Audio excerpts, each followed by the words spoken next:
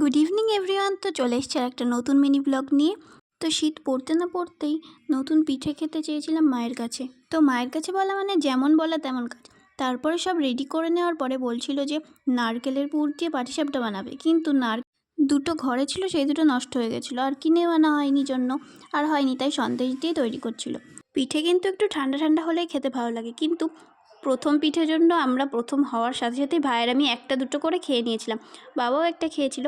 তারপরে এই যে পাটিসাপটাগুলো তৈরি করা হয়ে গেছে আর ওইদিকে ভাজা পিঠে করছিল। এগুলোর নাম কি আমি ঠিক জানি না, কিন্তু এমনি গোলা দিয়েই ভালো সুন্দর এই যে ভাজা পিঠেগুলো তৈরি করে নিয়েছিল। আর তারপর আমরা সবাই মিলে পরের দিন সকালে খেয়েছি। পরের দিন সারাদিন ওই বাড়িতে থাকার পর বিকালের দিকে আমি বাড়িতে চলে এসেছিলাম এই বাড়ি। আর আসার পথে আমার শাশুড়িমার জন্য একটু ছোলা মাখা নিয়ে এসেছিলাম আর আমার জন্য। তো দুজনে মিলে সেটাই ভাগ করে খেয়ে নিলাম। আর তারপর অমিত চলে এসেছিলো বাড়িতে।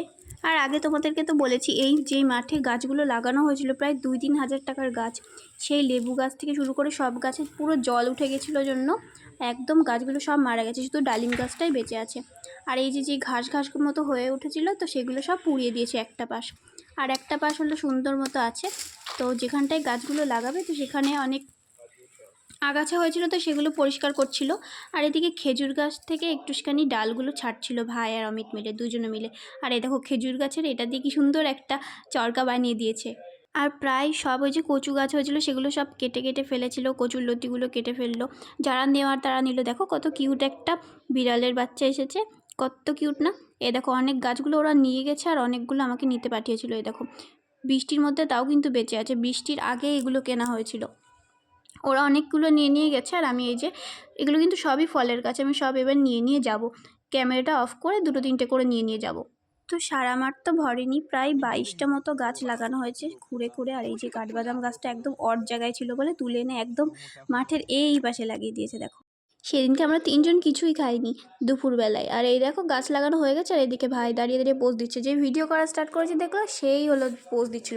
আর ও তো মাটি নিয়ে এই যে ক্রিকেট খেলছে দেখো, আর কোদাল নিয়ে। আমি বললাম ঠিক আছে আমি চলে যাচ্ছি। এখন তো 4:30 বেজে গেছে, আর ওরা ওই যে মারামারি করছিল, ওইদিকে একটু খেলা করছিল। আর আমি এই যে তাড়াতাড়ি করে চলে আসলাম।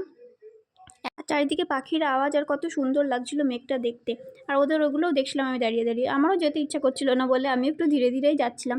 দেখো এই যে পাশটায় পুড়িয়ে দিয়েছি, সেই পাশটায় দেখো যেখানে যেখানে গাছ লাগিয়েছে আমি সেখানে সেখানে দেখার জন্য করছিলাম, দাঁড়িয়েছিলাম। আর ওই দেখো গায়ের মধ্যে একটা বড় একটা মরা গাছ এনে ফেলছিল। আর এই যে সারা হাতে একদম কাদা মাখিয়ে দিয়েছিল, একদম কাদা একদম ছুঁড়ে ছুঁড়ে মেরে। এই যে আরও একটা গাছ লাগানো বাকি, আর ওরা ভুলেই গেছে। এখানটা এই যে শোয়ানো ছিল গাছটা, গাছ লাগাতে লাগাতে সারাদিন তো প্রায় চলেই গেল, সন্ধ্যা হয়ে গেল। সন্ধ্যার সময় আমরা একটু, ওদের স্নান হয়নি তখন, স্নান টান করে রেডি হলো। তারপরে খাওয়া দাওয়া কমপ্লিট করে একটু সন্ধ্যের পরপরই আমি আরও একটু ঘুরতে বেরিয়েছি। তো ওর একটা বন্ধুর দোকান, স্ন্যাক্স সব কিছুই বিক্রি হয়, যে পকোড়া মোমো থেকে শুরু করে সব কিছু। তো ওখানেই গেছিলাম।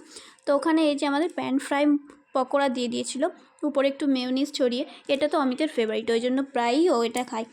তো দুপুরবেলায় আমি মাংস রান্না করে গেছিলাম, আর বাড়ি এসে দেখি মার রুটি করা কমপ্লিট। তো আমরা বাড়ি এসে ডিনার কমপ্লিট করে নিলাম। তো কেমন লাগলো ভিডিওটা তোমরা সবাই জানিও, লাইক কমেন্ট অ্যান্ড শেয়ার করে দিও। তো দেখা হচ্ছে নেক্সট ভিডিওতে। Bye bye.